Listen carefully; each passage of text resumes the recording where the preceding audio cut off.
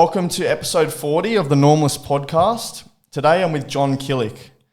John is an author and once notorious bank robber, multiple prison escapee, and he often found himself on or near the top of Australia's most wanted list. By doing multiple writing courses in prison, John learnt the craft of writing and eventually gained a scholarship. He is the author of 6 books and has published numerous articles and stories, often spoken on radio, various podcasts and television, as well as lectured at university on a number of occasions. John has met most of Australia's most notorious criminals over the past 65 years and was in Pentridge Prison at the time of the controversial hanging of Ronald Ryan in 1967, Australia's last legal execution. When it comes to Australian true crime, John is as qualified as any to tell it the way it really was. When not writing, he now spends his time helping the less fortunate. Welcome to the podcast, John. It's a pleasure to have you, mate. And thanks for joining us for the new series. Well, thank you, Hayden. It's a pleasure to be here, and I think you've summed it up fairly well. I'd say that I'm probably one of the best people to talk to about crime over the last 60 years because I've been there and met so many of the criminals that we do talk about. I've met many of them, had dealings with them, been involved myself with some of them, and I've got just about a photographic memory on dates and things that happen. So what I say is accurate and can be checked, but you'll know that it's what I tell you is a true account of what we talk about. In the early years growing up, you've had quite a tough upbringing, whether that be your family circumstances, also understand suffering some illness. We can get into the when you're in Melbourne, you had a bit of a scare with your ruptured appendix. No, that was in Sydney. In Sydney, yeah. Okay. I went to Melbourne after that. Yeah. But there was lots of trials and tribulations you experienced in your early childhood and upbringing through adolescence as well, with your mother's passing, and obviously we'll get more into the circumstances that have surrounded your going into prison, and some of the sort of more trials and tribulations that sort of influenced maybe the type of person that you became through all of that. But take us back to the early days. Understand your father was a bit of an alcoholic, but what was life growing up when you were a child, adolescent? What was it like at home? Well, I was born in 1942. It was in the middle of a war and I was adopted. I've never found out who my birth parents were. There'd be a story there, but I've never bothered to find out because I didn't want to perhaps find my birth mother in a home with dementia or something like that. It's too late. That time has passed, and I was happy with the mother I had, but the father I had, adopted father, he was an abusive drunk, hard-working man. I say he's a hard-working man, but a very tough guy. Came up from a hard family and was 1932 welterweight champion of Balmain, which firstly meant he was the best fighter in Sydney at the time in the welterweights. It was a very tough area, and he got in a lot of fights when we were young. He got drunk a lot, terrorised us, terrorised the neighbours. We were scared of him. Sometimes we hid under the house in the middle of the night rather than be there. My mother sometimes gave me sleeping tablets, trying to sleep in his beer.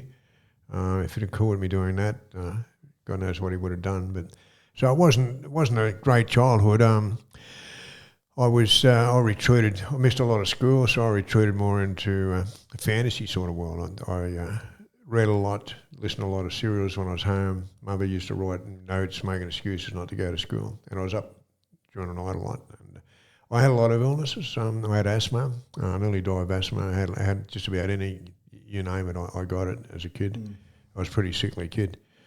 But took up tennis when I was about 15, and I was always a good runner and become a very good runner. I could beat all the kids in my area all the time, and at school too, I was pretty good. And tennis, won a few trophies for tennis. But then when I was 17, I was starting to go good, playing a lot of tennis clubs, had a girlfriend. My mother had a job. My mother committed suicide, killed herself. It was on a Sunday night in June, late June, I still remember. My brother was 3 years younger than me. He unfortunately just passed away and at 80 years old last month. That was sad, but he had the same life as me, but funny enough, he was Dad's favourite, whereas I was sort of Mum's favourite, so you could imagine what the household was like. So I left, the day she died, I left that the very next morning and was ill-equipped. I knew nothing about the world, really. Was a sheltered child, had hardly any money, booked into a place in Burwood. It was a rooming house, shares, so it was a bit cheaper. Guy there was a big wrestler, a weightlifter, was going to Queensland shortly for the championships, tried to rape me. I screamed like blue murder, I wasn't really sure what was going on. And so he apologised, never happened again, but he was ripping off Social Security, had about 5 or 6 different bank books and different names. And I stole one of them when he left, before he left, out of his suitcase, forged his signature and pulled out £50 from the Commonwealth Bank in Burwood, my first bank robbery, and got away with it, but I'd made all these withdrawal forms practice and threw them in the waste basket. And the nosy landlady had seen them, and the cops were waiting for me when I got back. So that night I landed in Albion Street Boys Home. Yeah, and my father, I wouldn't tell them who I was, but somehow they found out, and my father come and bailed me out. And but it didn't last long. I still couldn't live with him. We just didn't get on, and I hooked up with kids a bit older than me. And by the time I was 17, January 1960, I was at Long Bay Jail and on break and enter. And from there, I learnt the ropes, believe me, because I already had a chip on my shoulder. And I learnt the ropes, the code of ethics of the criminal system, which is much different to the code of ethics that we abide by outside. I mean, if you see somebody getting bashed, you'll do something. You'll ring the cops or do something. If you do that in jail, you're a dog. They'll turn on you. And you learn to live by that code of ethics. Kids were getting raped, young boys were getting raped in the showers when I was there. I got into a fight the first week I was there and with a German guy and beat the guy. Was told I was lucky because the people had seen it and knew that I'd have a go. So that's really the world that I was living in. It was, people don't understand. Long Bay, it was one of the toughest jails in Australia at the time, and I was 17. I shouldn't have even been there. So talk to us about the conditions there at Long Bay, I think, and how they were different to what you would see now, I think. Well, yeah, 3 out in a cell. I was lucky. I was pinched with a mate who was my age, or a couple of years older, and a young guy, an old guy called Ted, about 39, and he taught us the ropes. Told, don't go into a cell with a guy older than you. He's not going in there because he wants to chat to you. But you were locked in a cell at 3:30. You had no radio, no television. You had no sheets, just dirty old blankets. You had 3 bunks, one on top of the other, a jug of water. There was no running water, no toilet. You had a bucket in the back for 3 guys to use as a toilet. That was it. And lights off at 9 o'clock. So believe me, they were tough times. If you wrote a letter, you had to write it with pen and ink, and the screw would read it first, maybe rip it up if you didn't like it, and it might take weeks to arrive. There were no phone calls. Visits were once a fortnight, 20-minute visit, if you could get contact with somebody to come out and see you. And a screw would be standing there beside you. And so this was your first exposure to the prison system, coming out of a pretty turbulent time in your upbringing. You know, your mother's committed suicide. You've left home. You've almost been raped. You're now thrown in a prison in a holding cell. For anyone growing up, I mean, losing your mother's enough, but to throw all those things in together, do you think this was a big reason behind why you developed, your gambling addiction? Was this the vice that you sort of used as a form of escapism, or no? Well, it was the reason that I became a criminal. There's no doubt about that. I was taught in there that if you're going to be a criminal, you got to become a bank robber, which was very rare, or safes. Safe crackers were very the cream of the crop at the time. So I always thought that if I'm going to do anything, I'm going to be a bank robber. And I did, and I certainly eventually became wanted all over Australia for robbing banks for decades. But the thing is that the gambling started before I went to jail. The gambling started when I was at school. And you can't blame the gambling for me going the way I went. What it really had nothing to do with it, but it contributed later and destroyed my life later, the gambling, because I had huge amounts of money and lost it gambling. But I remember I went to school, I played a lot of tennis, stuff like that. I was in a lot of tennis competitions, and one Saturday, it was October 1956, Caulfield Cup Day, it was raining, no tennis. I went around to my mate's place, had all these race guides drawn on the floor. He used to bet with a local bookmaker. There was no TOB in those days or nothing like that, and every street had a SP bookie, and every pub had an SP bookie. Anyone wanted to have a bet, they could have a bet. The cops didn't mind. They used to get paid off, and they probably had bets themselves. So eventually I got talked into having a bet, and because I was against gambling, and my father's sort of taught me don't bet. That's one thing he did say. And it was Caulfield Cup Day. My father had always said, if you ever do bet, back champions. And there was a champion horse in it. I still remember it was called Red Craze. And he was the top weight. He had 9 stone 13, which is equivalent to these days about 64 Ks. And it was a muddy track, and everybody, my mate included, they said, he can't win. All that weight he can't carry in the mud. So I said, damn it, I don't care. It's money I was going to use for tennis. Put the 5 shillings win on it. He was running last, about 5 furlongs to go. It's about absolute 4 lengths last. Finished up, come right around the outside of the furlong, and my heart was pounding. He won by 4 lengths. No, just one of the great performances in Caulfield Cups. And then I picked another horse. I still remember it, Fighting Force, and another horse, Timor. 3 bets, they all won on the same day. I won quite a bit of money, about a week's wages for a man. And I said, I've got a gift for this. I'm pretty good at this. Not many people can do what I just did. Even my mate was astounded at what I'd done. And so I was hooked on it. But I didn't get out, never got out of control. I used to be in control because I'd go to tennis and whatnot. And it was only once I started going to jail and got out and started particularly robbing banks. So when I started robbing banks and I had thousands of dollars, I'd put $800 on a bloody horse. I remember in 1966 I was putting 800 on horses at a time, and this is a huge amount of money. Do you think that with your addictive personality, the more and more you successfully were able to pull off a bank robbery or make a large sum of money on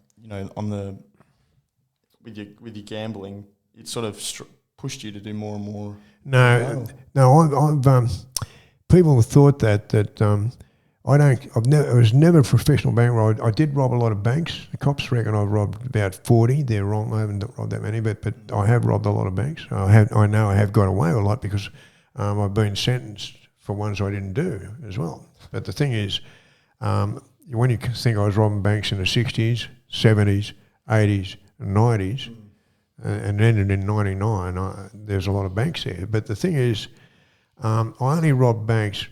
I classed Brendan Abbott as a professional bank robber. That was his life. He lived to rob banks. That's what he did, and he's professional. I didn't. I lived my life. I'd rob a bank, get out of trouble, but then I'd go and spend up well. I'd gamble, I'd do everything, and then when I run out of money, then I'd go and rob another bank. And that was the difference. Usually it was desperation when I robbed banks. You could never say I was a professional bank robber because it wasn't. I had jobs. I had supermarkets. I had photographic business. I went around putting peepholes on doors, before they were popular indoor. I did just about everything. Worked in bakeries. I was not a professional bank robber, but when I did it, I did do it professionally. Yeah. And so what was it when you initially did the first time you actually went to Bathurst Prison, you'd pulled off a jewellery store robbery where you talk about how you were lowered through the skylight. Yeah, it wasn't a jewellery store. It's called Western Stores. It had jewellery in it, jewellery cases, had a lot of clothes there, and had a lot of stuff. It was one of the biggest department stores in the Western Hemisphere at the time, in the Southern Hemisphere. But yeah, I was lowered down from the roof, broke through a skylight. There were no alarms, and I was lowered down in there. Opened the back door and let the guys in, and we'd escape with 20. They said it was £20,000 worth of goods, mostly jewellery, which the equivalent today maybe $250,000. We ran out of petrol. It was a stolen car. I didn't know. The older guy that came didn't tell me his name was Taffy. He's a 39-year-old guy. His friends, the two guys that I knew, I was going with one of the guy's sisters. I was actually in a cafe when they came from Sydney and got us. And she said, don't go. I said, I'll be back tomorrow. And never saw her again. But we ran out of petrol and so siphoning petrol, and they got us, arrested us. So you disembarked and took off? Oh, we all took off, but they trapped us, yeah. They trapped us in the area. And we went to Lithgow police station at 3 a.m. This is, I think, June or July 1960, and told us to strip off, and we were standing there, and we stripped off. Actually, the older guy got away, but I got him later. But so the three of us, the three boys, we stripped off, except Sparrow standing there in his socks. And the cops said, take your socks off, doesn't matter if your feet smell. And we said, take your bloody socks off. We want to put our clothes on and get into a freezing. You know, you can imagine what it was like. And so he took his socks off. 3 diamond rings fell on the floor. So he was just a little crook, cheating his own mates. He grew up and he lived that way. He died that way. He was just not to be trusted his whole life. He became very well known as pickpocket. Straight White was known as Straight White as pickpocket. I ran into him many times, but so I still remember that. And we went to Bathurst Jail. The 4 of us by then had got the other guy. The 4 of us planned. It was actually my idea. So it shows that escape was something that I always thought about. But I said, look, the 4 of us going into court, country cops, they don't think you're going to escape country cops because you've got nowhere to go. And this is the old days before security, you know. And we just take off in 4 directions. Got two cops, 4 of us go. And they said, yeah, because, you know, some of us are going to get away. But when it actually happened, the 2 cops brought us out of court. I pushed the old sergeant over. He went forward and took off. And the other 3 guys said, good luck, Johnny. Stood there. And they were helping the policeman get up. So they got brownie points for that. The other cops come after me.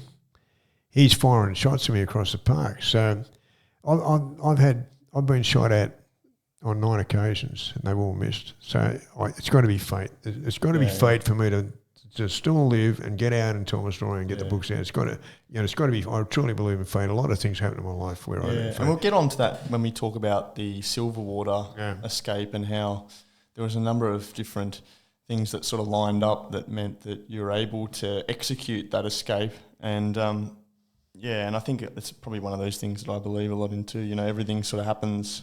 Well, that escape you're talking about, it could never happen without certain things happening, and we'll go into that. But anyway, I got away. I wouldn't have hit in a chook pen, but and the cops never would have thought of looking in there. But one of the ladies dobbed you in. The old lady saw me go in there, and she gave me up to the cops. Yeah. But do you the same thing when you were escaping prison, robbing banks? The attempted escapes, was it because you were rotten sick of being in a cell, or was it more of the adrenaline rush? What was the sort of going through your mind when you made... So with that escape at Bathurst, when they got me, I got a bit of a hiding from the cops, and then they took me to Bathurst Jail and went in to see the governor. I always remember the governor because he was sitting there. I always thought he had a ridiculous country shirt on, the way he was dressed, wearing a hat, sitting at a table. And the suit didn't fit him properly. And because even then I used to dress well. I thought, you're the governor and I'm the crim, but I'm better dressed than you. But anyway, by then I was actually in jail clothes. But I just remember he gave me a lecture. He said, "You have ruined your life." And I said, "What do you mean?" He said, "Because you're the sort of guy, you're becoming in and out of jail all your life," he said. He said, "You will never get to minimum security because when you escape," he said, "it stays on your record forever and you will never go to minimum security." You know what? He was right.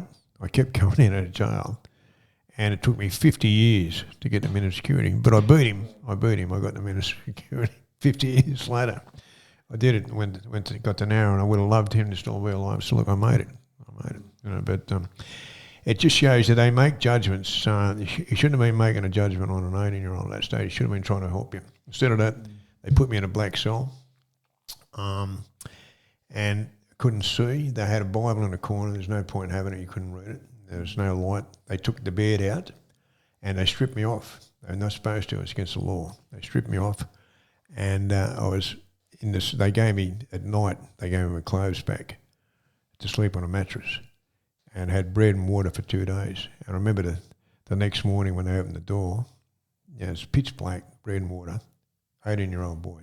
And I said, "Is there any chance of getting a plate of porridge?" Because and the screw looked at me and said, "Yeah, what do you want, quick oats or semolina?" And I said, "Oh, semolina will be right."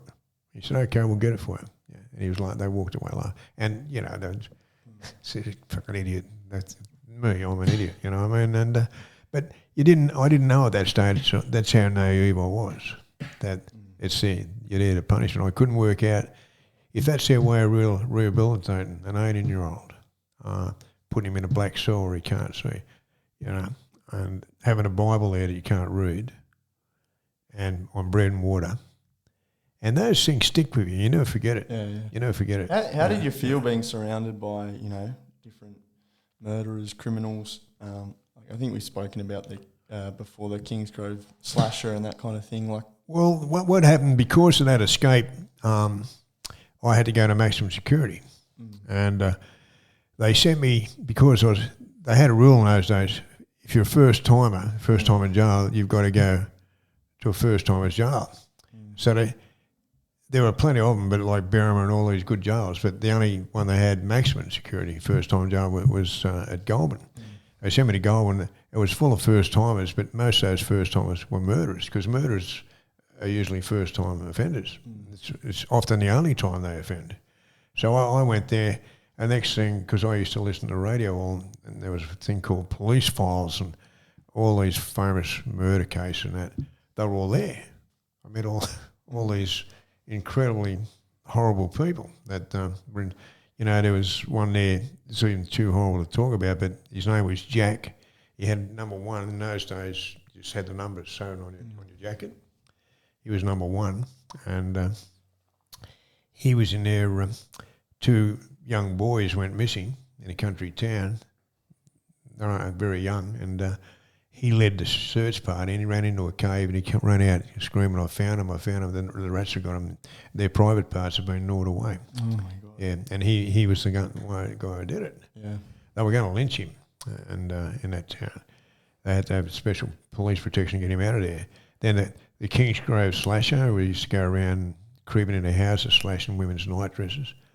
And they sat me next to him in Goulburn.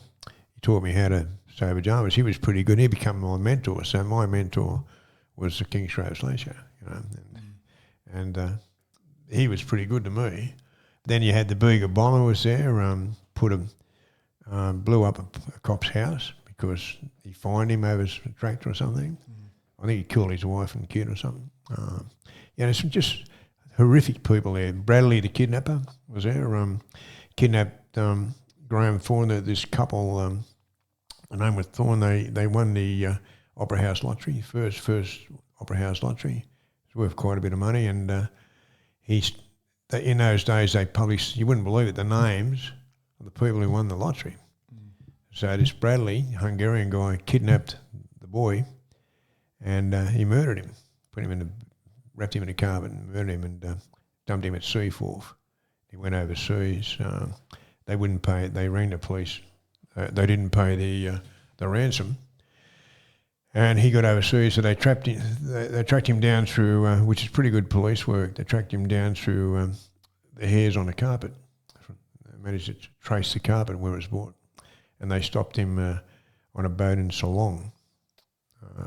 It's Sri Lanka now, and brought him back, and he was one of the most hated men in the system. He was there at Goa. So these are the sort of people that I had to mix with, and I was like 18, 19. Talk to us about that encounter you had. We were talking about that over coffee, but with Ivan Milat, where you were sent into Supermax in Goulburn, and they let you out into the yard together, and he approached you to shake your hand, and you sort of kicked back a little bit. But what can you tell us about Ivan and that interaction? Well, you're talking there late 99, so we're skipping forward nearly 40 years there.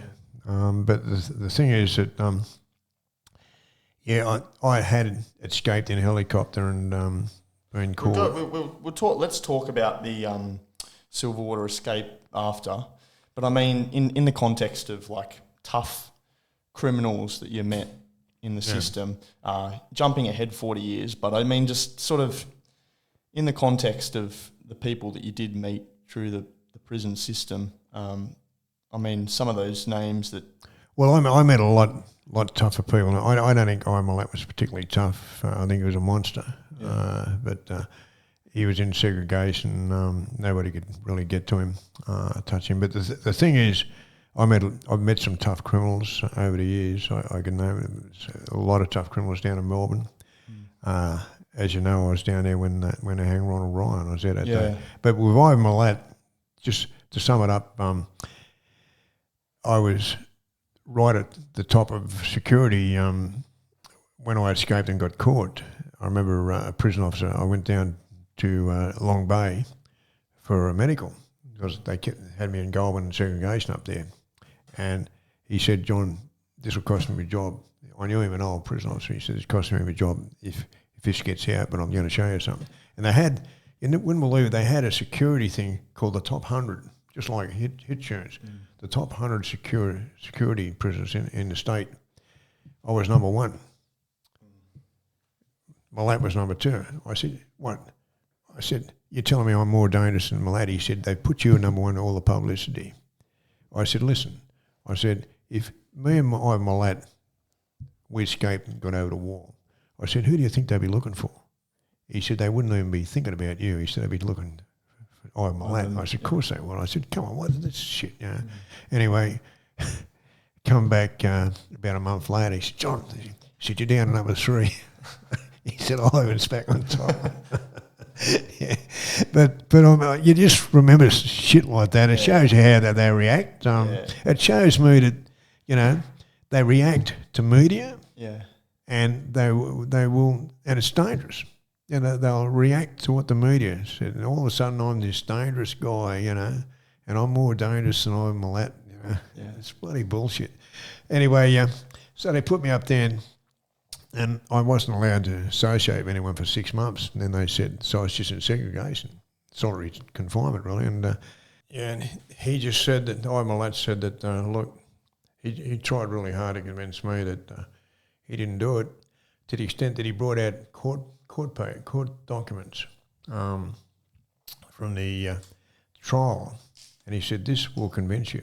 And at this stage, he was writing to Lucy, because Lucy was friends with a friend of his down at Mullawa, and so he was writing to that girl, and that girl told Lucy. So then he started writing to Lucy, and so at this stage, he nearly had me convinced, because he showed me something that people don't realise happened at the trial. But what happened, there was a guy called Onions. Paul Onions. Yeah. He's the one that got away. Yeah. He's from England, and he hitched a ride. Ivan picked him up. He saw the gun. He jumped out of a car, started to run. Ivan got out and fired shots at him. A woman, he would have been killed. A woman in a four-wheel drive came by. She had kids in there. Miraculously stopped, picked him up, picked Onions up, took him to Barrel Police Station, made the complaint. Now, you see how serious this is? What do you think they do with it? They filed it. They put it, just filed it and didn't act on it. And Clive Small, who just recently died, wrote a book about it, was absolutely fuming about it. Later on, he said it cost other kids their lives. Because Barrel Police, who got that complaint, did not act on it. Mm-hmm. Why wouldn't you act on something where a guy's been shot at? And a woman picks him up who knew it? Well, anyway, it's beyond my comprehension. So that just got buried. So Onions goes back to England. Millett gets caught a few years later. They get a trial. By now, maybe 3 years gone by, maybe more, I don't know. So they've got the trial. They bring Onions back over from England. And he's an integral part of the trial. And they get him in there. And this is where the police stuffed up badly. Now, I'm not knocking police. You show me a good cop. We need cops, and you show me a good cop, and I'll show you someone I respect. And I've always said that. It's the corrupt cops that I've had to deal with that I've got no time for, and they should bloody lock them up. And they have locked a lot of them up. But in this instance, what the cops did, they needed to convict. They knew Millett was guilty. They couldn't risk him getting off on technicalities. So what they've done, they've got in Onion's ear, showed him photos of a four-wheel drive that Millett owned, and got him to memorise it because they knew it's hazy because it's been years. So they had him, perfect witness. Goes in to give evidence, and the lawyer says, "Can you pick the man who picked you up that day?" He's in the court. He said, points to Millett. He said, "That's him there." He said, "But of course," he said, "you would have seen a lot of photos of him." He said, "Yeah, he's been around all of me." So that really didn't count for anything, right? That identification didn't count for anything. But then he's come up with a knockout punch, the prosecutor. Showed him some photos of four-wheel drive. He said, "Have a look at those four-wheel drives there. Any of those that might resemble the one you got in?" He said, "Well, not resemble." He said, "That is the one there." He said, "Well, how can you be so sure?" He said, "I'm telling you that's the one there." And he said, "Well, you've just pointed out Millett's four-wheel drive." He said, "Well, that's the one I got in." He said, "Well, can you be so sure?" He said, "If you have a look at the wheel on the back, spare wheel, it was a special designed, stood out spare wheel that there'd only be one of them in Australia, you know." He said, "That's it." I said, "Right." So then the defence, and they're sitting there smirking, they've got Millett sewn up. Then the defence gets up and said, "Yeah, you definitely sure?" He said, "Yeah, that's definitely it. I'll never forget that." He said, "Have a look at this document." Show him a document. That spare wheel wasn't put on 18 months after it happened. Mm-hmm. Judge stopped the court, banged, stopped the court, emptied the court, bang. They were in big trouble. Huge trouble. The guy's lied. He's been prompted by the cops and shown. That's what police do. They do, when they're pretty sure someone's guilty, they'll colour the case. I don't think so much now because they got all this forensic stuff. But in those days, police, the Royal Commission that we had brought, I think, about 8 police officers killed themselves during the Royal Commission. Anyway, that's what happened, and it nearly blew the trial. But Millett, at that stage, I think if he'd had a stat deck from the Pope saying they were having scones and tea, it wouldn't have saved him. He was gone. They were going to get him, and he got found guilty. But he always harped on that and nearly convinced me. I thought, shit. So when I got out of Segra, I went down and I said to the librarian, look, can you get me the Supreme Court appeal papers of I Millet? And she wasn't supposed to, but she did. She got them for me. And I went over it, and guess what? Bloody every time one of those kids went missing, I Millet had a day off work. Now that's a 1 in 1 chance. Yeah. So that's it. He was as guilty as hell. So I just wrote him a letter and said, listen, you're as guilty as hell. I pointed out why. I said, don't you ever send a letter to me or Lucy again. And we just broke from him totally. So I know he was guilty and he can protest all he wants. But he was very persuasive. He had a bit of charisma about him. And I can understand how he could persuade people to get into cars and go along with him. But we can all rest assured that I Millet was guilty. And there probably were a lot more victims, I would say. Yeah. I think the one thing we want to talk about is the Penteridge prison, and I know it's a big thing, is that you were there at the time in that prison when there was the last legal execution, and we had Ronald Ryan and Peter Walker, who were both also bank robbers. Yeah, that's right. And you want to talk us through, I guess, the events that occurred there where they tried to escape and what took place. And well, there's a history, and it's well known that most of the great escapes in Australia and some of them in America have been by bank robbers. The bank robbers have got a penchant for escaping. I don't know what it is, but you don't see cheque forgers busting out in helicopters. It just doesn't happen. You don't see pedophiles making a run over the thing and shooting it out like Abbott did up in Queensland. Yeah, pedophiles just don't do that. You don't see housebreakers doing the things that Russell Cox did in Escape from Katingle.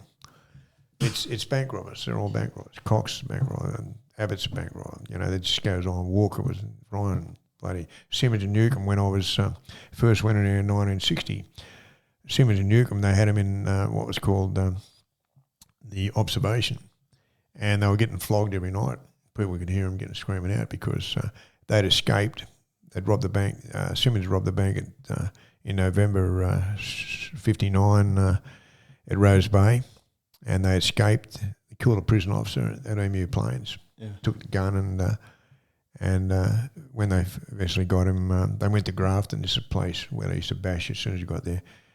Simmons was hanged in June '66. They reckon he hanged himself. He had his hands tied behind his back. He's supposed to somehow manage to hang himself. And his sister, who was a journalist, had an investigation. They forced an inquiry and nothing came of it. So that was another bank. Darcy Dugan, bank robber escapee, famous, probably the most famous one of them all. He did 40 years in jail. There were ones in America, Willie Sutton, John Dillinger, this guy at Redford just made a movie about all bank robbers, escapees. So there's a history of it. So Ryan and Walker was very identical to me. I spent 4 years with Walker in H Division, and he died a few years ago, but I was talking they had him down in a special camp down in where they were going to deport him to England, but he was too crook to go, and they wouldn't let him stay in Australia. And he died, unfortunately. But Walker would rob the bank a few months before me. In late '65 he did it. When I did one in January '66, I did another one on the 14th of February '66. It was changeover day. It was currency day. It was 60 years ago, a couple of weeks ago, 60 years ago.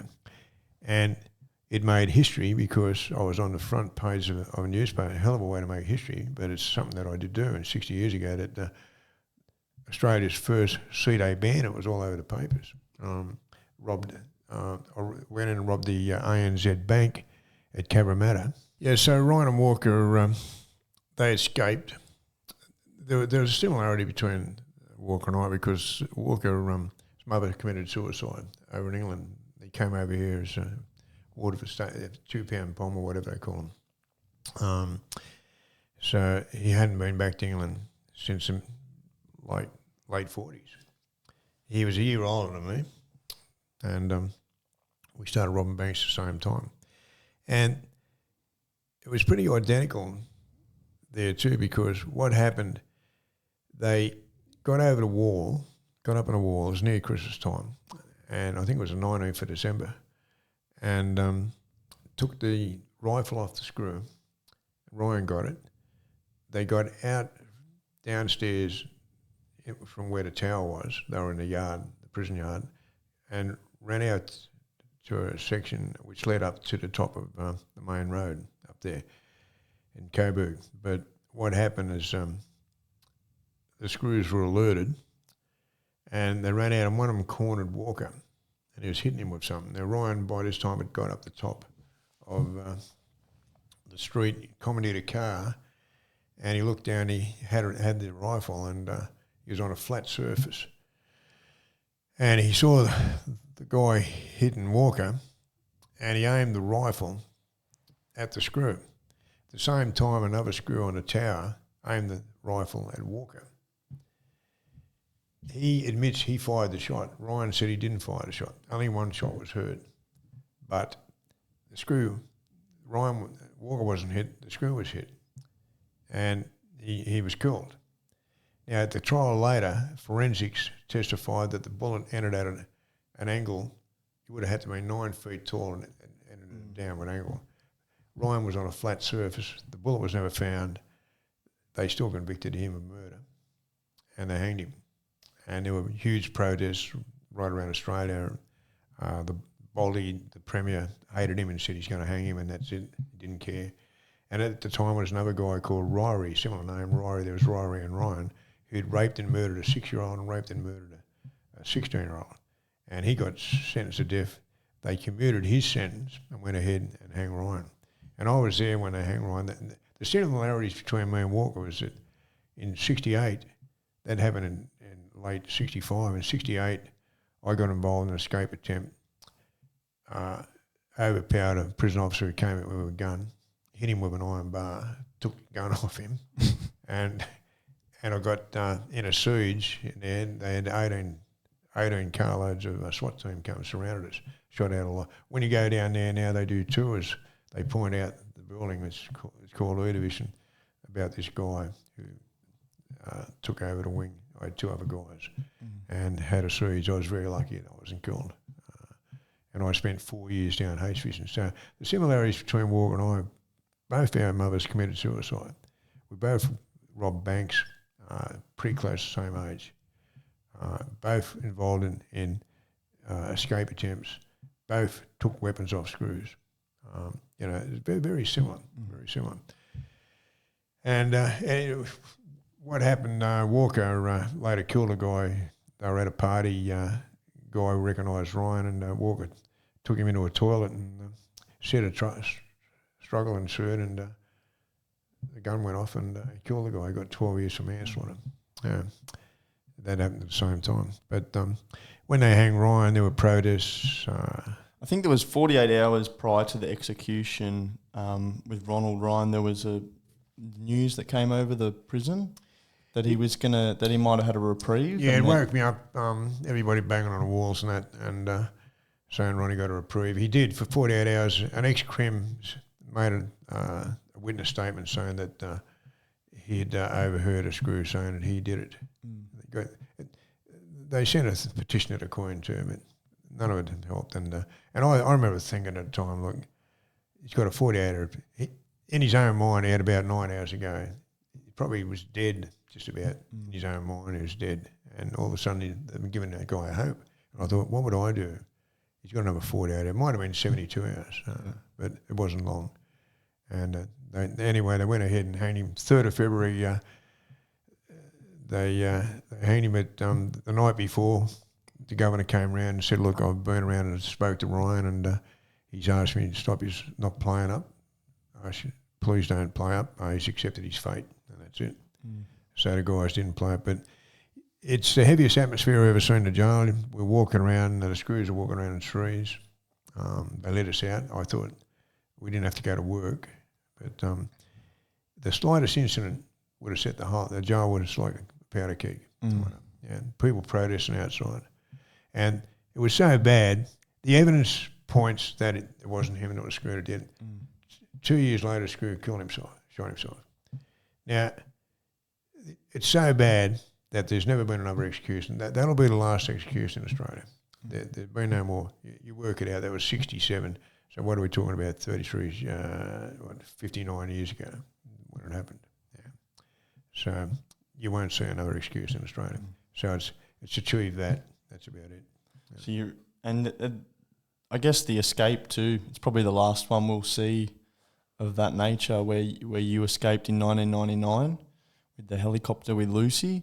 I guess at that time it was around the Sydney Olympics. So take us back to 1999. I guess one of the things that you said that you lined up at the time was the fact that there was helicopters coming over the prison pretty frequently, like 10 every hour. And so, well, the thing is that Lucy, when I got arrested for a bank robbery, they came with a warrant. We were living a pretty good life, and they came with a warrant that her ex had dug up about. I hadn't reported on parole way back in '83, and I had, but it had been transferred to New South. But it was a mix-up, and the warrant was there, and it had to be dealt with, and I had to go back to Queensland for it.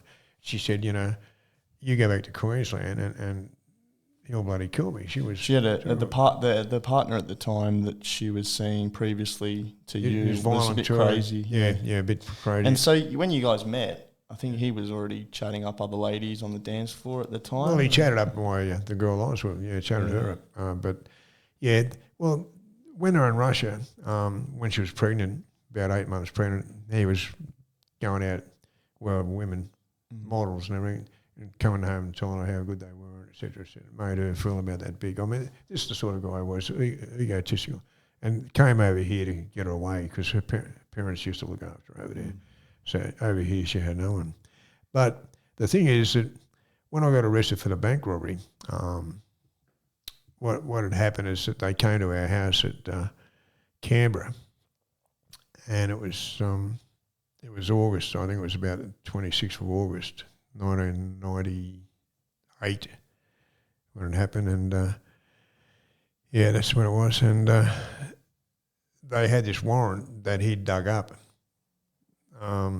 Because the judge gave him access to my files, shouldn't have it, because he was a professor and I was a bank robber. And so he did everything. He used to make reports that I'd assaulted him and done this and all these false reports.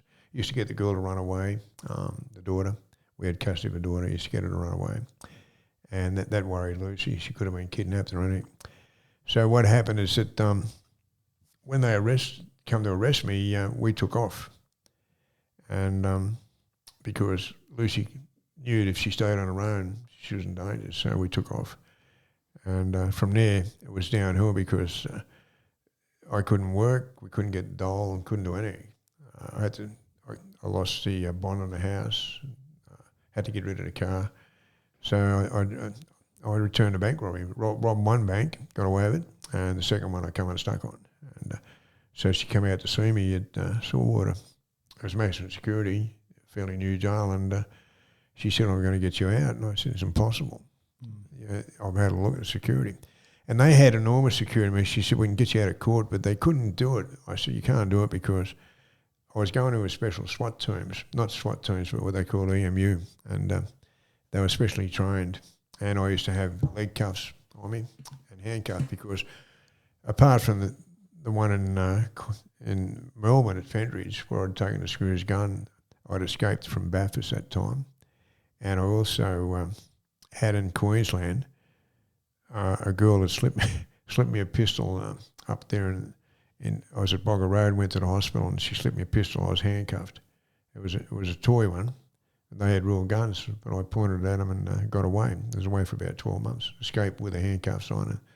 And so I had just huge security. And I knew, I said... This was a different kettle of fish, you'd say, to the previous two escape attempts that you made from prison. Like Silverwater was a bit more heavily guarded at this time, and the only real way out was through... Oh, no, the one in Queensland, which is just... I was at Bogger Road, it was very heavy security, huge security. That had escaped. But I got out of Bogger Road. I got... What happened is my eyes were playing up really bad deliberately, right. and they had to take me to hospital. And I knew what day I was going to hospital. And she came there, and she had a wig on, and she'd got a replica pistol, and I got her to drill a hole, and because you could see it was blocked, got her to drill a hole and paint it black. And she ran over. The screws were there, they were armed, and I was handcuffed. She ran over, had it in a newspaper, gave it to me, and I got it and just said, don't come after me or you're dead. And he went to go for his gun, and he looked, he could see the holes, so he thought it was a real gun. So we got away. So that one at Queensland, it sort of elevated me right at the top of the security tree. And they just didn't trust me when I was going to court anywhere. I'd have special security on me. They said this guy's been escaping all his life. So I knew that when I looked around, I knew that I'd never be able to escape unless I did something that they're just not going to expect, which was the helicopter. But you can't escape from prison in helicopters because even though and I'd read and I knew in the flight of the Falcon that you're just not allowed. You are not allowed to shoot at aircraft over prisons because it could be a hostage situation. Now that is it's personally worldwide accepted. But I knew that some of these redneck screws, and I mean that, redneck screws, because he was not allowed to shoot, but he did. He did. And he could have killed the pilot and everything else. And so I knew that any prison I went to, although they're not supposed to shoot, there's a good chance they will. And that's why you never see any escapes from any of these jails around Australia, because the screws can see the helicopter from the start and they're on alert. But at Silverwater, I noticed that there were about 10 an hour coming over. And because you had the Olympics coming on and tourists were coming over there. And when you're seeing 10 helicopters an hour, I had a look at the reaction of the screws, and I said they didn't even look up. They just grouped together. Yeah.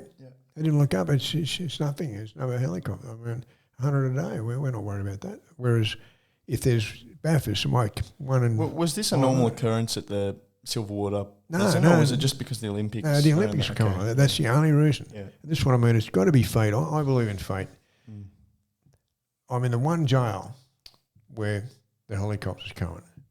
That's the start. And you're in a prison cell with a... No, but what happened, that's the first thing, the being in that jail. But then I get the one wing that I get put in, there's 20 different wings. Yeah. I get put in where a helicopter pilot gets deported from bloody South Africa to Scotland to New Zealand to Australia and lands not just in my jail, but in my bloody block. Yeah. So by now it's like 10,001 odds. Yeah.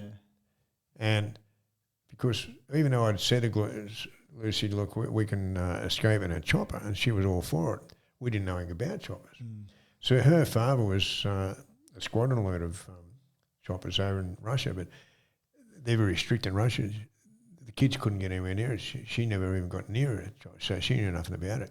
He used to talk to her about that flying over Siberia and prisoners. He'd say them all the time. But it was never going to happen. So really, it was fate. Fate's decreed for some reason that I survived, because I robbed a bank down in Melbourne, was shot at by the tellers. They all had guns. People don't realise tellers had guns in those days. Yeah. They shot at me and missed. Got shot at by the cops at Bathurst. They missed, and then they fired bloody 3 shots at the helicopter, and it hit the helicopter. I heard it foot, but it didn't bring us down. It missed by about half a centimetre. If it hits the silical cable, it brings us down. So it was meant to be that someone was meant to get out and do it. And I'm meant to be alive, really. All the things that I've did and survived, I should have been killed down there. And when I took that screws gun and had the SWAT team around, they shot all the lights out. I should have been killed that night. There's absolutely no doubt about it. I had busted appendix when I was 17 and I had poison in my system all night because they couldn't operate. I was underage and they had to get my father. They couldn't find him. By the time he got there, I was just about dead. He was at the pubs. Yeah, just about dead, yeah. And they said it was a miracle that I survived. A cat with 9 lives. Yeah. So you know, it's just, to me, it was fate, and I've taken that on board, and that's why I'm writing books and telling the stories, because I think that I've got a photographic memory on dates, times. That's why I can get up and I think someone needs to get up there and tell it the way it was, not just about me, but about the things that have happened in crime, the prisons, etc., and get it right and get it accurate. And I don't boast about the things I've done. No, they're nothing to be proud of. But they have made history. Like the first C-Day ban in Australia 60 years ago, I was the guy that ran in there. It's harder for me to believe. 60 years ago, I ran in and I robbed that bank on changeover day. I mean, that was just, once again, it's just a part of history. And the helicopter is part of history. But the thing is, you have to relate it the way it is. I spent 4 years down Hastefish and they nearly killed me down there. You know, they used to bash you, made you break rocks, people suicided. It's a terrible place. But I survived it. And once again, I think I was meant to survive it. And I did writing courses while I was down there. Eventually was allowed to do it and learned to write and got short stories published and won contests. Mm-hmm. And that helped me do that. But the actual escape itself, if that chopper pilot hadn't come in, when he came in, he came into the right jail, the right wing, the right cell at the right time. And I was once I knew who he was, I was able to pick his brain and learn about stuff like transponder, which is silent alarms through to the authorities, which Lucy had to know about, and she did. And when the guy went to the transponder, she knocked his hand away, said no transponder. She ripped off the earphones so that he couldn't radio position. The whole thing worked out, and it worked out because that helicopter. How long did you spend planning the actual escape? Like in terms of from the point in time where you started, I guess, speaking to this gentleman about, you know, as you say, different operations within the helicopter. Not long. Like the transponder and these kind of things. How long were you researching that for? Not long, because I got Lucy to go and do a trial run. She went and did a trial run. She saw where the transponder was, saw what she had to do, and once she knew that, the problem was getting the chopper on the day. When I got out, I only got out 2 days a week on the Oval for an hour. Right. Now, so many things can go wrong in a max security jail. Yeah. They can have lockdown, staff shortage, fight, anything. Yeah. And the week before, you wouldn't believe it, that was a Thursday and we're going to do it, but it didn't. And a Muslim guy hanged himself in our wing, and the whole place was locked down. And because what happened, the family came in and they did the prayers and everything for him the same day in his cell, because they buried him very quickly when they're Muslims. And so that was really sad that what happened to him. And but if that had happened the day that she was going to bust me out, imagine if she hijacked a helicopter and I'm not there. So I had to ensure that she knew I was on that oval. And what I did when I got out that morning, there's only one phone. They're lined up. I said to the guys, look, I've got to make a phone call to my lawyer. I'll be 10 seconds, but it's important because I've got a court date. So they let me in, and I rang her and said, look, I'm just going out for a run and I'll call you when I get back. That was the signal. She was near the airport. And then because I'd said to the school, we're going out. He said, yeah, you're going out in 5 minutes. So we knew that I'd be there. But even then, she got the chopper that she'd ordered, there was something wrong with it. And they got a smaller one. They were behind time. She was attracting attention, so walking up and down because she was stressed. And she had a bag with a bloody machine gun in it and a bloody pistol, you know, and she's lucky they didn't ask her what was in the bag. So when the actual chopper was coming down, I understand, so when she hijacked the chopper, Tim Joyce, who was the pilot. He went to actually hit the transponder, and Lucy said no transponder, like we talked about before. But when he was coming down, he kind of did circles or went as slow as he could, bringing it down. Well, first of all, he when she said it was a hijack, she wanted him to land down and pick up a prisoner. She had a small gun. It's called an assassin's gun. It's only about that big. It's a 2-shot 22 revolver, and he thought it was a toy, and he said this. He said, I was going to knock it out of her hand, but she picked up the vibes. She's pretty cluey, Lucy, and she picked up the vibes, and she ripped out the machine gun. And once she saw that was it. Submachine gun. The submachine gun didn't work. We bought it and we got ripped off. It didn't work. And she went out into the bushes and tried it, and it didn't work. It was a setup. We weren't set up. People thought we were going to use it in court. But, we used it. They didn't expect us to use it the way we did. And so when she pulled that, he just wasn't going to argue. But then he did as you said. She knocked his hand away.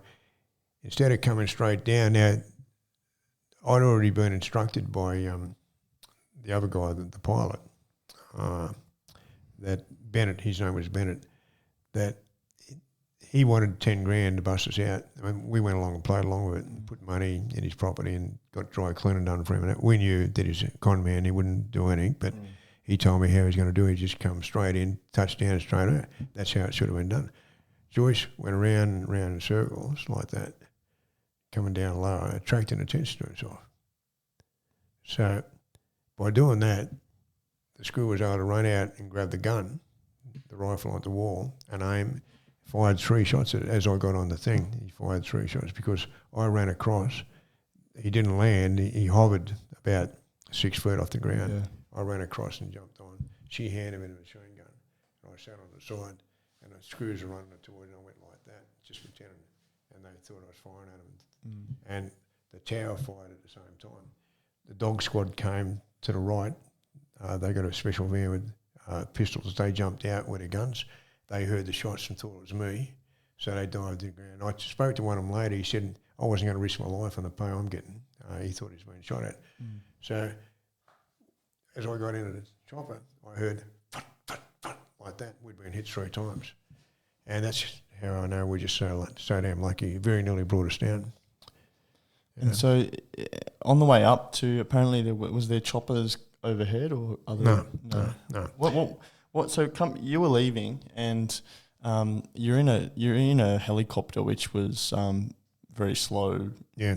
Well, there's about 8 choppers came earlier. Yeah. And each one, the sweat was pouring. But I had Bennett with me. I brought him out. Yeah. And I thought, I've got a helicopter pilot here with me. If the pilot, because I would, if it was me, as soon as I landed, I'd jump out.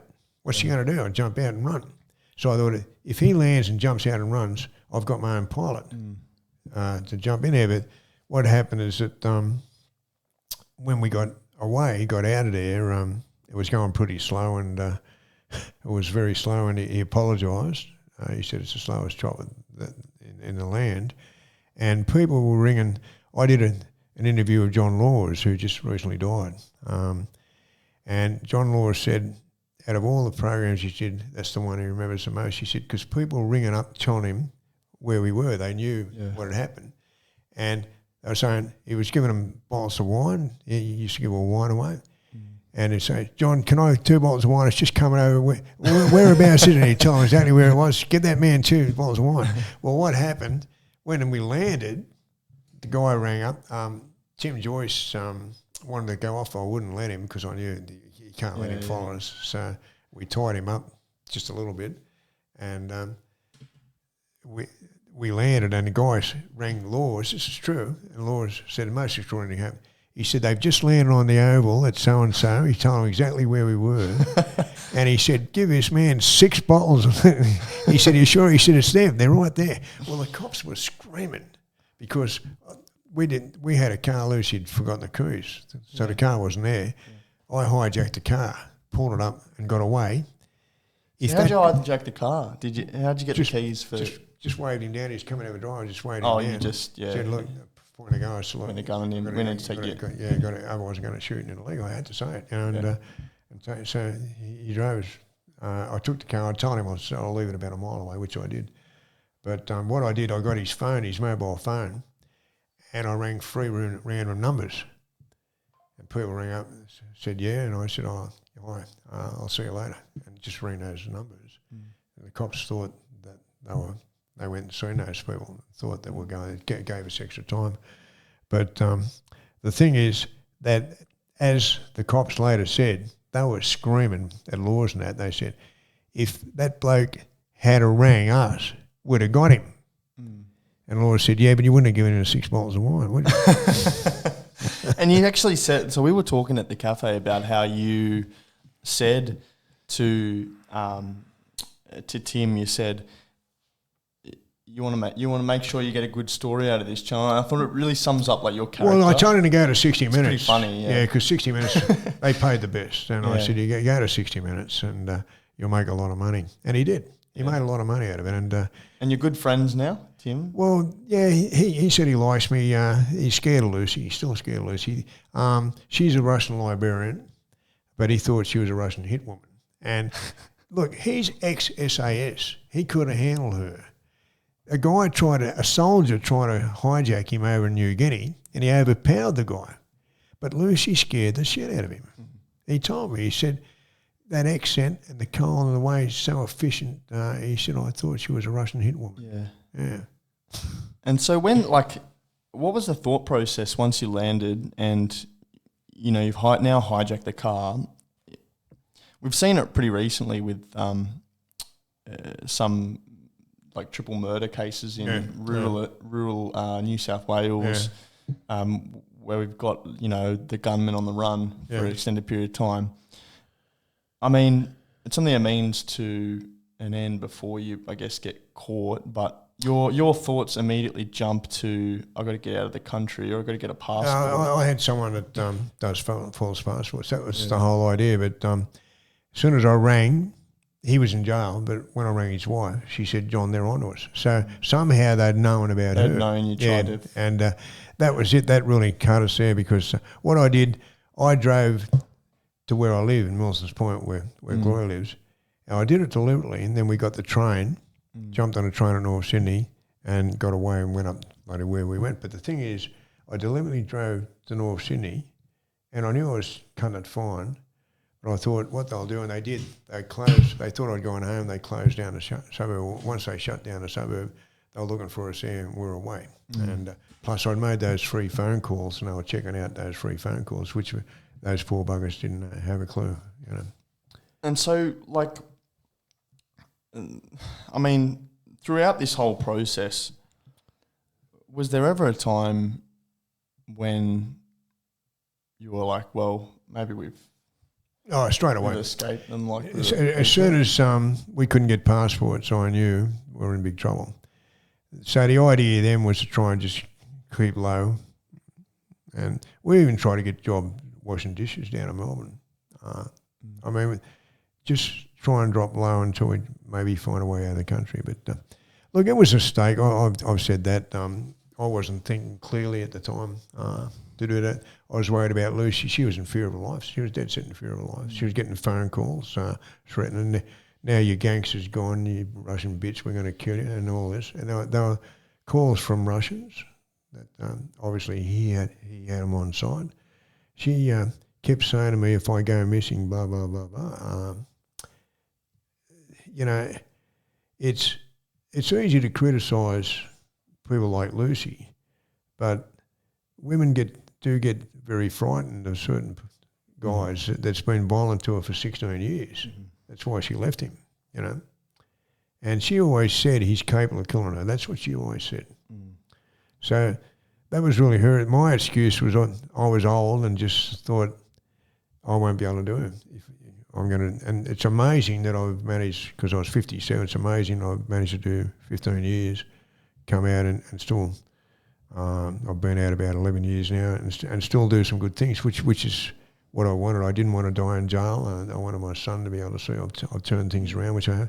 I mean, you know, I haven't had any. I haven't been a criminal for bloody 25 years, really. But it's only since you get out what you can do it. But I've been doing good things since I got out, and we'll talk about that. I mean, your rehabilitation and some of the charity work that you're doing, you know, the books and that kind of thing. I think there's obviously a positive arc to this whole story, similar to what we were talking about with Russell Manser, you know, how he turned his life around. I think you've definitely come out the back of this, and there's signs that, you know, you're fully rehabilitated. Well, the first 3 years I was out, I used to get up at 4 a.m, drive up to Rosemeadow, and with a guy called Dave Bell, wonderful guy, helps kids, and we used to pick them up at home. They didn't have any breakfast, give them breakfast, train them. I did that for a couple of years, nearly 3.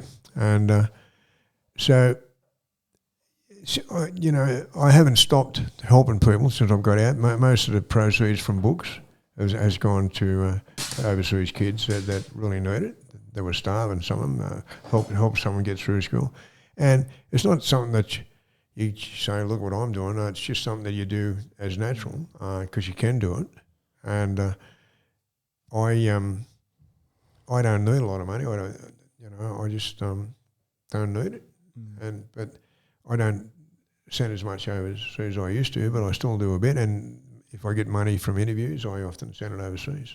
But you see the good you're doing. You see when some of these kids graduate or get married and got a little kid or something, that they would never have made it, you know. And one girl about 6 years ago, and she was the closest to me, young one. She was going to have a baby, and just couldn't, walking up and down the hospital, and they told her, with her guy, and they said, look, just walk up and down the baby, because they wouldn't. She needed a cesarean, and I spoke to people here. They said, John, she needs a cesarean. And she was crying, and she was so much pain. And so I never had enough money to do it. So I said to my friends, listen, we got to help her. And we did. We got the money to get her into a private hospital, a private doctor. They operated. She had that kid. That kid now is going to school, and a happy little kid. And she might have died. The kid. So, you know, that's a big thing. That's huge. That's huge. And I've got that to say, well, geez, you know, I've done some good things. You know. I mean, if we look at after your court, I mean, there was some issues with the witness statement with Tim Joyce, the pilot at the time, and I think it was in court they couldn't use some of the evidence. They couldn't use the evidence on Lucy. Lucy should never have been found guilty. We know she did it. Yeah. But she was convicted by the media. They didn't have any evidence at all on Lucy because once they took away, under the law, he had to admit that he'd seen her photo in the media 10 times a day. Yeah, well, the evidence was that he was not allowed to... the evidence, when he identified her, because the police stuffed up and didn't show him photos of Lucy until after she was arrested, he'd seen hundreds of photos of her. So that is not allowed. It's like with Ivan, you know, it's just not allowed to be used as evidence. So they didn't have any evidence. And she never should have been convicted, but the media convicted her because from day one, current affair, they all had Lucy bust him out. Her ex got up and said, she did it. I mean, how would he know? He knew nothing about it. So the only evidence they had is she was arrested with me about 7 weeks after it happened, arrested in a caravan with me, and I had that small pistol that she had.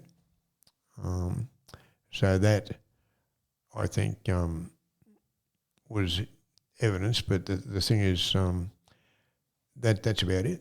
They didn't have anything else on it, really. You know? And so Lucy got 10 years and spent 7 years of her 7 years in jail now, yeah. And they gave her a very hard time. They wouldn't give her minimum security. They put her in... they put her in wings with baby killers. They put her in segregation. They put her in orange, which was extreme high risk, and she was the only extreme. You had baby killers, murderers in there.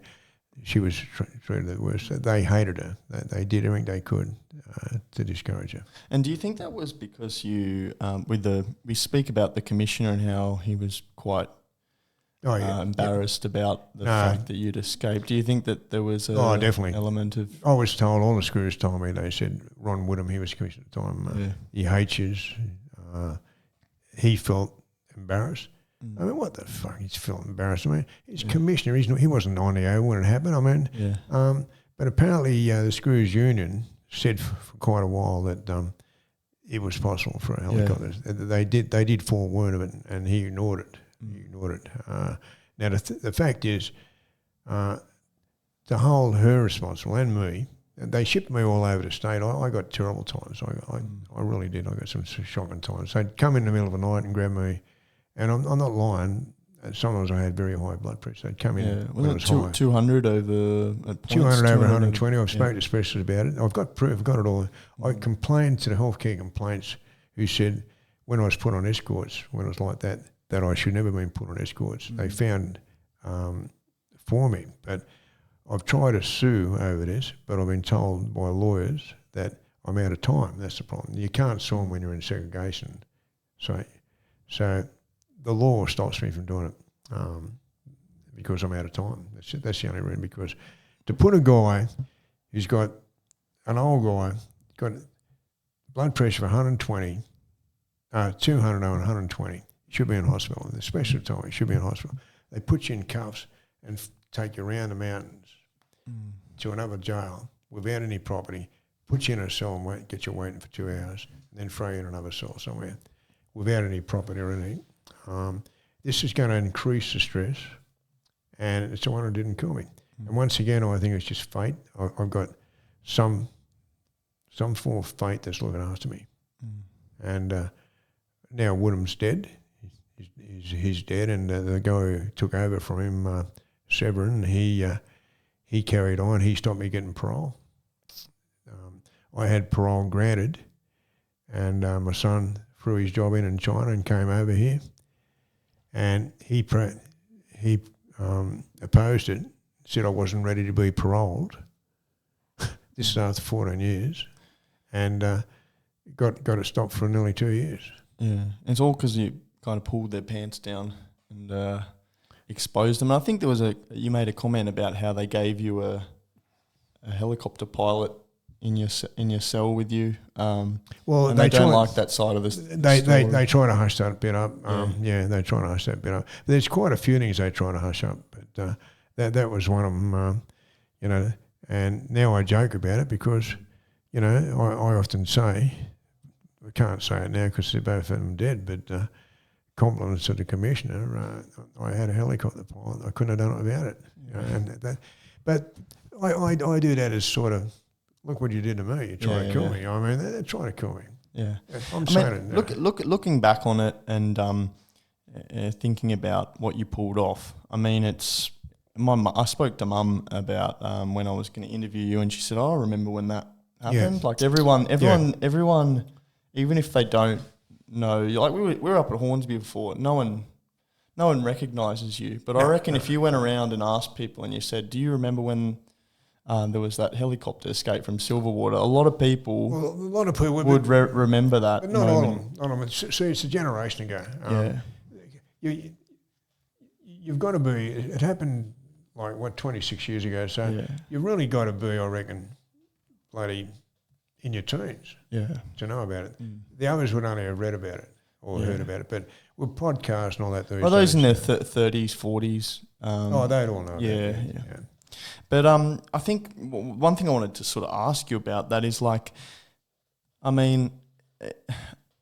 that has really been had a lot to do with your ability to tell your story and have these books that you've written and be a really a notable figure. I mean, not that obviously I understand that you're probably very remorseful for all of the things that you've done, whether it be like robbing banks. You can't boast about it. Look, when I did, and I give corrective service. I don't have much good to say about them, but I give them credit that the jewel in their crown of programs was when they ran what was called the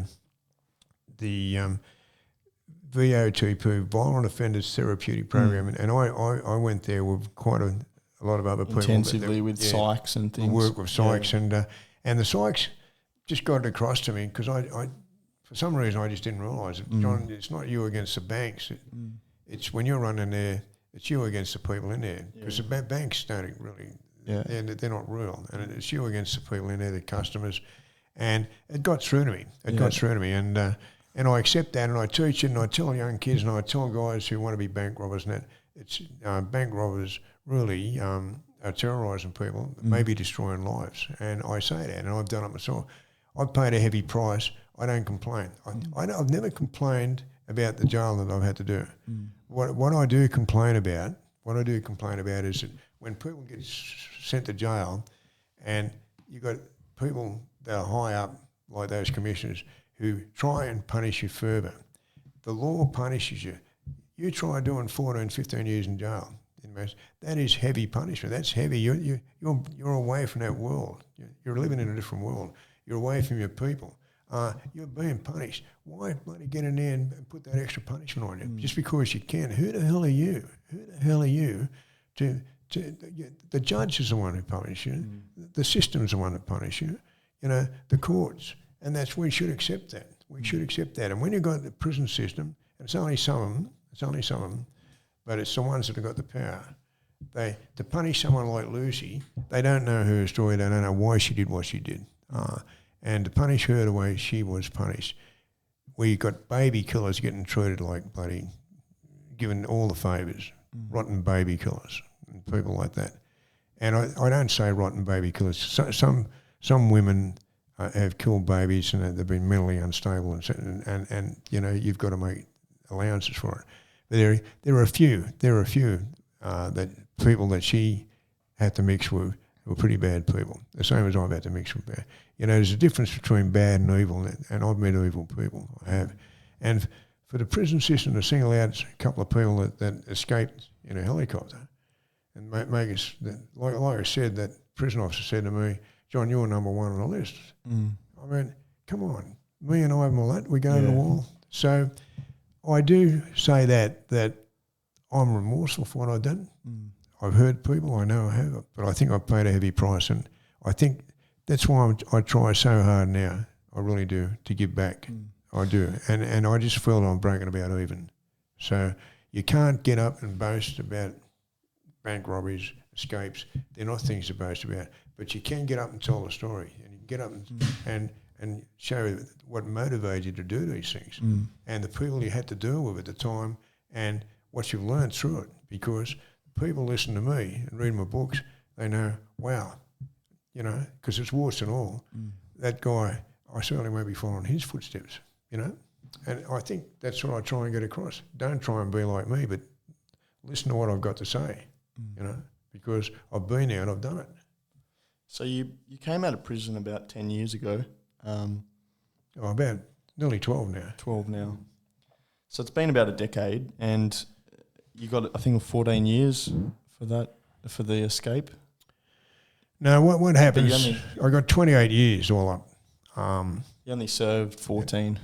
Yeah, but I got 28 years. I appealed to the Supreme Court. The judge who gave me the 28 years actually tried to give me 39 and said it's unheard of, it's never happened in district court. They pulled him out of mothballs. He made a lot of mistakes, he did, which we appealed on. Now the fact is that I had it knocked down to 23 and a half with 14 on the bottom. But the commissioner decided 14 wasn't enough and he wanted me to do a lot more. In fact, the commissioner tried to keep me in for 23 and a half years. I had to go to Supreme Court, and I did nearly 16. Then they grabbed me and took me up to Queensland for that old thing that not report on parole. And I remember when I went up there that they put me in the toughest prison. By this time, getting pretty old, they put me in the toughest prison, Woodford, had to sleep on the floor, and somebody said, Abbott's there, Brendan Abbott, and he's over there in the art room. I said, I'll go over and have a chat to him. So I went over there, 5 screws grabbed me as I went to go through the door where Abbott was working on art. They said, where do you think you're going? I said, I'm just going there. They said, Brendan Abbott's there. I said, well, so what? They said, government has said you and Brendan Abbott are not to get together. I said, why? What have we done? I said, we're nearly 120 years between. It's just not what you bloody might do, it's what you've already done. Yeah. They wouldn't let me see Brendan Abbott. Yeah. And that poor bugger is still in jail, and it's really almost a crucifixion of what they're doing to him. Yeah. And I hope he gets out soon. So you talked about the rehab you did, the violent offenders therapeutic program, Yep. and how. But I mean, I think now coming out of prison in the 21st century, we talked about technology and that kind of thing. But how have things changed coming out of spending the last decade, or the decade of 12 years or so in prison, coming out then and being faced with the reality of like returning to normal life? For me, it's pretty easy because I come from the old school. Yeah. And when I did that long sentence down in Pentridge and H Division, I got out. It was just totally different because I didn't have television, I didn't have anything, and I wasn't able to keep up with a lot of things happening in the world I didn't even know about. But now they've all got television. Most have got television. They can see. I mean, I've had nights in jail, and I shouldn't say this, but I've had nights in jail where I'm sitting on the bed, drinking a coffee, watching the news, seeing traffic jam on a bridge where they're trapped for 2 hours, and thinking, I'm lucky I'm here. I don't want to be out there. I don't want to be stuck there in that traffic jam, you know what I mean? Yeah. And so you keep up with I worked in the buy-ups when I finally got the minimum security after 50 years, and worked in the buy-ups. So I knew the price of everything. And when I got out, things were dear. But now it's a joke. Yeah. Everything's going up. Every week, my grocery bill's increasing. I mean, what's going on now, these supermarkets, they should be, some of the people running those supermarkets should be in jail. Yeah. They should be. Well, they should be at least charged and saying, look, how come? It's false advertising, a lot of false advertising, like saying down, down, down. I'll tell you what they do. They get an item, right? Goes for 12 months, sells for $4, 12 months for $4. Then what they do, they knock it up to $5 for a week. Then they knock it back to $4.50, saying down, down, down. And what's really happened, it's gone up after a year from $4 to $4.50, but they're saying it's gone down because they had it up for a week. Yeah. And it's just... It's crazy, It's crazy. And look, I just know items that are doubled. Like, because I do all the shopping. You go and buy a thing of tissues, it used to be $1 at Coles. Now it's $2. I mean, come on, that's 100%. So I just noticed my grocery bill, I get the same stuff. That everything's gone up, dog food, this, that, it doesn't matter what it is, it's all gone up. Yeah. I saw something pretty funny the other day. It said something along the lines of, Liberals would love to be in prison, free food, same-sex relationships, and all these, there's no scheduled free accommodation, and but it's a bit of a tricky time at the moment. For a lot of people. Well, it depends what Liberal was. I mean, if it was Albanese, they'd probably do what they did to me, go in the middle of the night and shift him around the mountains in the middle of the night. Well, it's a bit ridiculous. We see this thing, these terrorism threats up in the Gold Coast at the moment. Is there? And he's sort of brushing it off, telling people to cool down after everything that's happened in Bondi and I think in Perth there was another... Yeah, that was terrible. Look, the thing is that Australia... they can say what they want about Australia. Australia's still a great country, and we're so lucky. That's why so many people want to come here. But the world's changed, and to me, corporations are running the world more than governments. Yeah. And I think it's dangerous what's going on, and the world's never going to be the same again. But at the moment, Australia's still a good country. But the next election will be about the cost of living. forget about terrorism, forget about it. The next election will be about a cost of living because I think people are very frustrated with the government at the moment. There seems like there's increasing popularity with One Nation, Pauline Hanson. Yeah, I've seen it. Yeah. But I think that'll come out in the wash at the next election. She won't win the, particularly if she's got that bloody Barnaby Joyce there. You know, I mean, come on. Last photo I saw of him, he was lying on the pavement. The bloody drunk didn't know what day it was. So I mean, come on. Bob Carter too. He's he's mad as a cut snake, isn't he? I think he's funny. He's funny, isn't he? Yeah. He's funny. So I mean, let's just sort of fast forward now. Like we've talked about a pretty hefty sort of career of crime. Definitely. I really feel I feel really privileged to meet you because and as I was saying at the start of the podcast, sometimes it's not about the streams, the listeners, or like the people who support the podcast or sponsors, whatever it may be. And I think it's a lot of the time for me, the pleasure just comes out of meeting people like yourself and hearing your stories. Well, I do one with Macca, and he's run at a loss of about 100,000. He's done. Oh, really? He's done 70 podcasts. It's cost him nearly 100,000 to do it. Yeah. But I mean, like, if we talk about the charity side of things and like the good that you've been doing in the world now that you've left prison, I think you're talking about the work you've done with Dave Bell, and then like picking up kids, and he's still doing it. Dave Bell, he's a great guy. And this is the type of thing, I like to hear, like. You're seeing people like yourself that come out of prison. I've interviewed Russell Manser, Joe Kwan.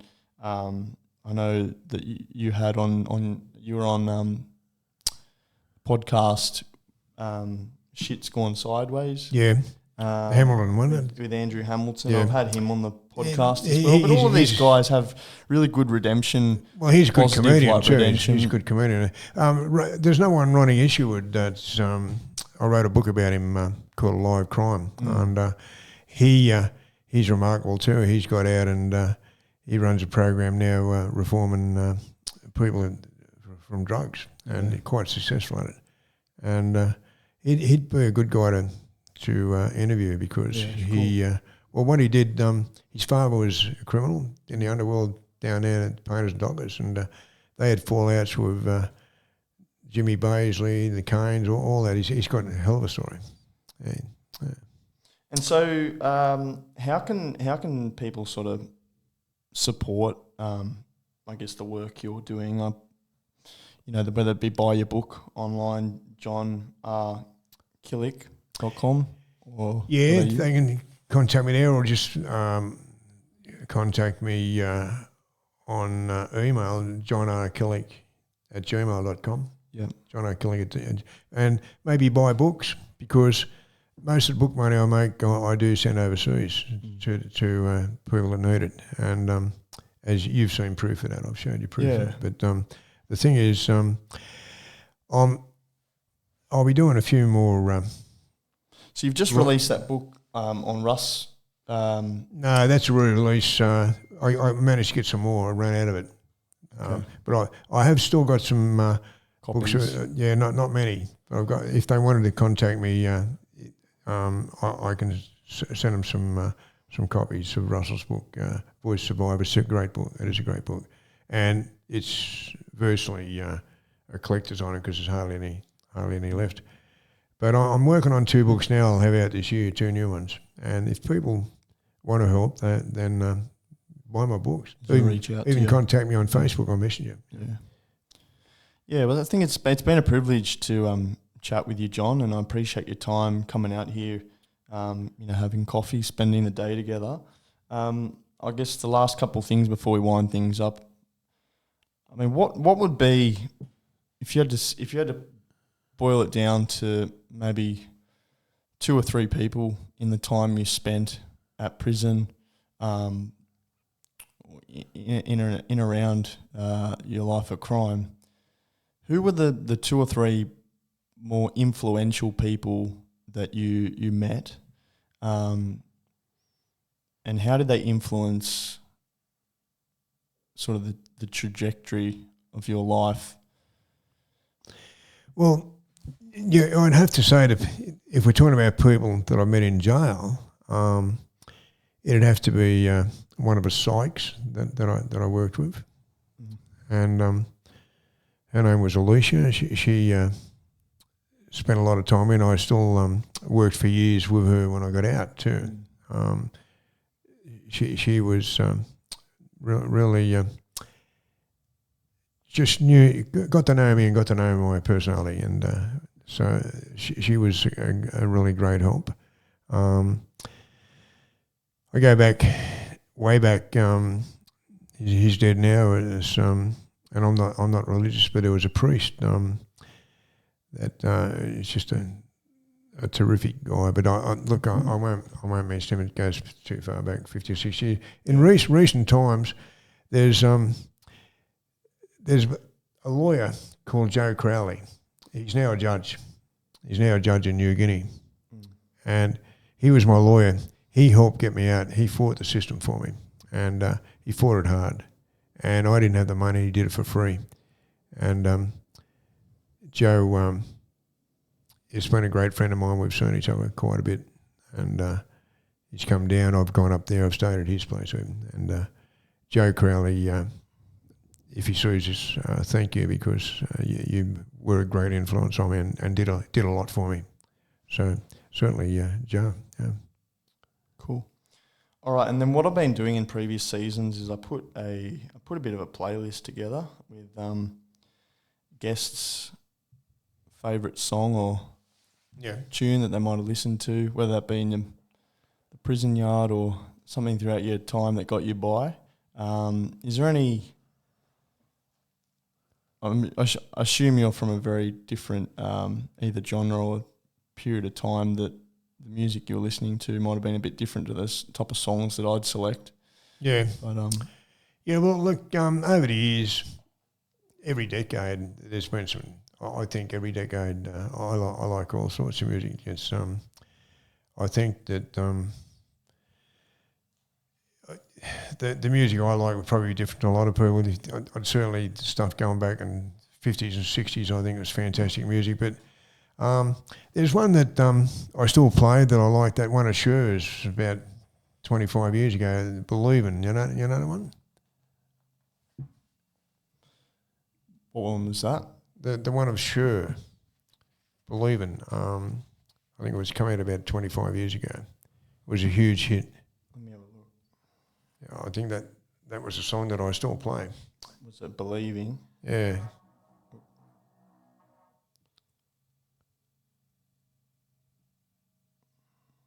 Because you've got to have something to believe in, you know.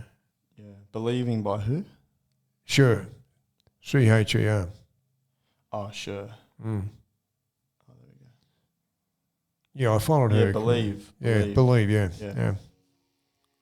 Yeah, my parents actually, we went to Las Vegas when I was younger, and they took us to Cher's concert. Yeah.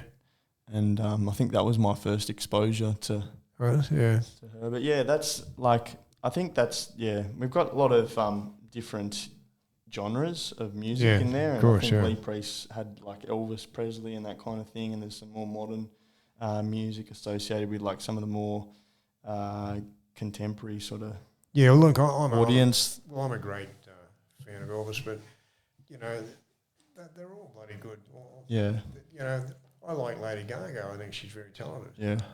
I think she's very skillful. Yeah. Madonna. If you like music, then I even like that Time to Say Goodbye. I think it's a great song. And right. And before we wrap things up, mate, the very last thing, if there was anything throughout all this, life of crime that you could take back, was there anything you'd take back, or is there any? Yeah, I wouldn't gamble. You wouldn't gamble. That's the main. If I didn't gamble, I'd probably be a millionaire. Yeah. Absolutely. Because I lost a shop in one day. I had a shop just after I got married. Lost it in one day to a bookie. It's very hard to recover from that sort of shit. Yeah. It's very hard. It just destroys you, in a lot of ways. Gambling is worse than drugs. I know it's a hell of a statement, but see, a drug addict can only put so much up his arm, And same with drunk, can only drink so much. They can do a lot of damage, no doubt. But a gambler, he can lose $6 million in a day. There was a bank robber, not a bank robber, well, he bank robber really, because a bank manager over in Perth, he lost $6 million to corporate bookmakers in the OC. $6 million he lost. And you know what happened? When a judge sentenced him, he said, gave him 8 years, he said, the corporate bookmaker should be standing in the dock beside you, and I should be giving him 8 years too. Because how do you let a bloody bank manager get on for $6 million? Now, how do you do it? How do you do it? What? The bank manager's making $6 million, is he? Yeah. Or do you think he might be sneaking into the vault and taking it's the a bit money ridiculous, out? isn't it? You look, Albanese's on $600,000 a year, and how can That's Prime Minister of the country and that. Yeah. So just going to wrap things up. I'm going to say thank you for listening to this episode of the Normalist Podcast. If you enjoyed listening, please subscribe to our YouTube channel, or you can follow us on all social media platforms using the handle @Normalist Podcast.